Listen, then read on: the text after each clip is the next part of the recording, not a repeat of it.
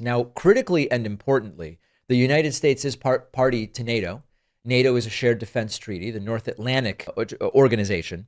And that includes that there is a agreement of shared defense. If a NATO country is attacked, then attack one, you are attacking all, and we will all come to the defense. Donald Trump was asked, do you think NATO countries should shoot down Russian aircraft if they enter their airspace?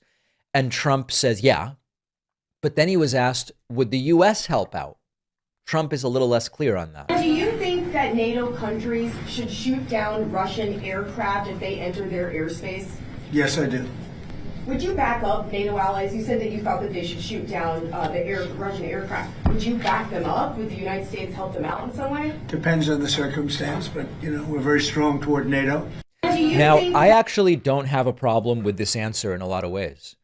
I am not one of these warmongers who goes, oh, the second anything happens to any NATO country, I want the president deploying the troop.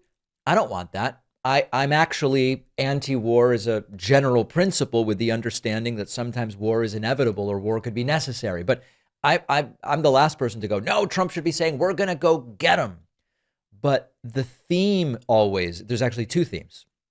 One, Trump's not really that big on NATO. And while he says we're strong toward NATO, Trump's actually a really weak defender of NATO. And Trump is really a weak defender of any kind of international treaty or arrangement.